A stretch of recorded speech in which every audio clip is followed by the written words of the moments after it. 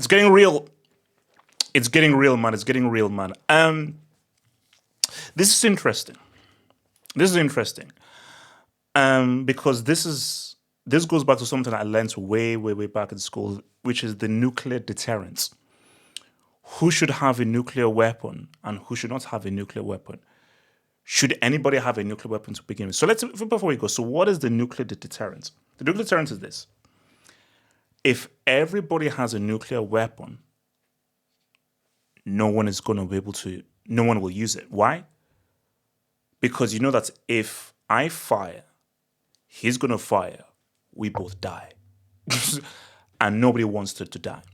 So if everyone now has the capability of wiping everyone out, no one is going to use it. As opposed to, let's say I have a nuclear weapon and you don't have a nuclear weapon. Oh, I can use it because I know that you can use it against me, so I'm going to use it to destroy you. But if I have it and you have it, it's the deterrence. We're not going to use it because we know that if I fire, you will fire, you'll die, and I'll die. So then that's why you now have that stalemate. So Israel is like, okay, because Israel has weapons. So again, I can't remember all the countries: US, the UK, Russia, North Korea, China, I believe, Pakistan, Israel as well. So Israel are like, oh, this is preemptive. Because again, Israel are right in the Middle East where they've got enemies all surrounding them. And you can read into that on that as well. And they're like, okay, no, this is a preemptive strike because we believe that because again, this has been happening for a long, long time. Even when I used to work for like a news station, we were even talking about how Iran and their enrichments of uranium and them trying to develop the capability of using nuclear weapons. Because Israel is like, if Iran develop nuclear weapons, they're going to fire it against us and wipe us out.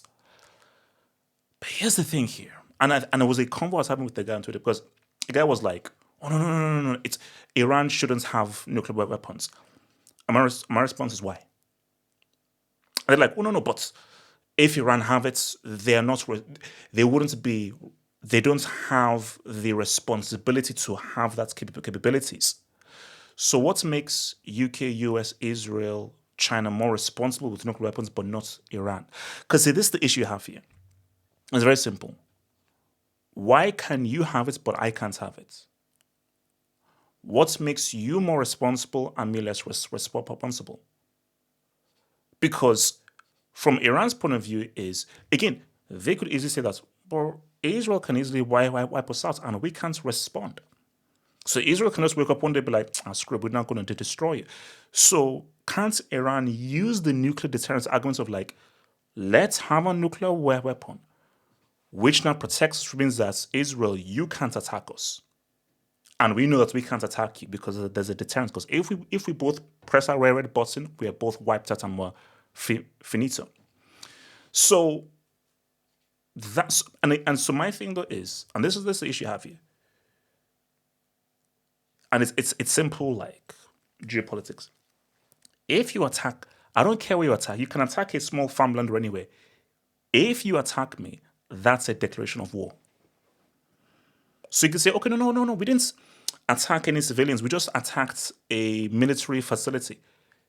The moment a foreign nation launches any kind of military offensive whatsoever, ground, air, sea, against my country, that is a simple ABC 1, 2, 3 declaration of war. And I am well within my rights to respond. And this is why I always say, like, guys, the UN, these guys are bombs. And I knew the UN were bombs during that whole, the 03 Iraq war, where, like, these guys are doing nothing, bro. Like, Trump and America, that's the UN, not the UN. Because if you're the UN and in the world police, you're like, wait, hang on, Israel, how do you wake up one day and just say, no, we think they are enriched, they're getting nuclear weapons, and therefore we should fire? How this should work is, we think they're making nuclear weapons. Okay, you think they are.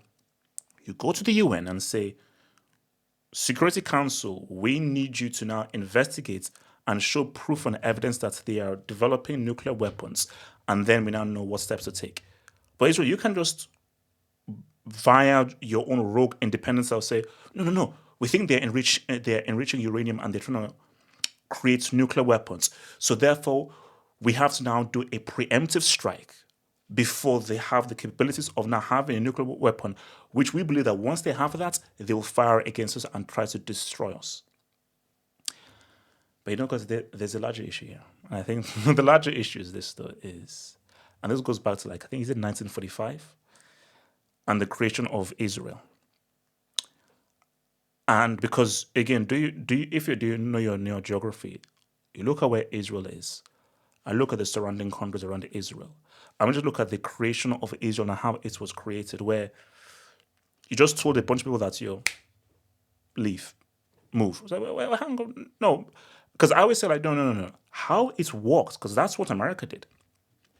America didn't say to the Native Americans that, no, you guys have to leave, and because we don't have to come here because we need a place to stay. No, you just killed them. The convicts from England, the English convicts didn't say, hey, Aborigines, can we try and find some kind of middle ground here, and can you just leave so we can stay here? No, they just killed them all. So I always said, okay, no, you want the people that were in Palestine to leave in that area, then have a war and see who wins the war. So, because the creation of Israel and how it was created was always problematic. It was always problematic, and I think that when you do things in the past, they will always come up and bite you in the ass, always. And that creation of Israel is the issue we are now dealing with right now. It's the issue that we're having with Gaza, issue we're now having here with Iran and everything. Is how the country was created. And again, guys, people say, oh, this is so complicated. Just do your research and come up to your own conclusion. Because what I always say is this, that, and I'm searching this, I want to speak to someone that from Israel. I don't want to get their viewpoints. I want to say, what am I missing here? And if I'm missing something here, hands up. I want to just see from someone from Israel explain to me how the creation of Israel made sense. Explain to me how Israel's actions over the past years or so make sense. Because for me, and guys, you have to be honest, I have never said free Palestine. I've never carried a Palestinian flag, and I've never gone to a pro-Palestine rally. I've never done that. I'm just a man of logic. I'm just a man of logic. And when I just look at it as a man of logic who isn't pro-Palestine or pro-Israel, I'm like, this doesn't make sense. I'm sorry, Israel, this really has never made sense. It's never made sense. So please educate me and tell me how this is everything, because I don't want to hear about how, this was really our ancestral land. No, that doesn't. In the world we live in, that whole thing of this is real land makes no sense. If you want any land and someone is there, you fight for it. And whoever wins the fight gains the land. So nothing gets given to you because it's your ancestral land. If someone is there, you fight for it. And whoever wins it takes it. That's how the world has worked. That's how you had colonies. That's how America took over. That's how the Native Americans got completely eliminated. That's what happened to the Aborigines. It wasn't about, no. They killed them you took it by force. That's how the world has worked. Unfortunately, that's how the world has worked. But here's the thing there. And it's Netanyahu. Netanyahu knows that this is his big chance. Because he knows that he couldn't do this with Biden. He could, but with Biden, because even America has always been a huge supporter of Israel, and fill in the blanks. But he knows that with Trump is a much more of a big, staunch supporter of Israel, and Trump is a lot more black and white with it. So Netanyahu now knows that this is my chance to really gain a foothold in Gaza on what I've always wanted. And this is a chance to perhaps try and wipe out Iran. And I know, and which is why this is where it gets very key, is do America come and get into the fight? Because once that happens, then that changes the whole game.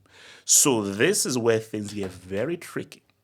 Because as of right now, Gaza is trading blows, missiles trading blows. But the next escalation is if Iran really takes out a major target in Israel that has lots of civilians, and now America have to make a hard choice of bro, we need you as a strong, close ally. We need you. And if America now joins the war, it just opens everything up. It just opens everything up. So it's a dangerous game being played, bro. It's a dangerous game being played. But for Netanyahu, I told you, like, this is his crash out. This is his crash out because he knows that with Trump in power, this is a guy that I can just use to try and achieve everything I've ever wanted, both with Gaza, Palestine, and with Iran. Because he knows that he needs America and he needs the might of military America. So he knows that with America, this is where I can truly achieve what I've always wanted to achieve. And this is a guy who just had a freaking military parade. So this is a guy who is more than happy to set up the military. So again, I pray for peace. I hope for peace, and I hope for things not to get crazy. But the way things are looking, man, it's a crazy world out there. It's a crazy world out there. Gotta stay safe, man.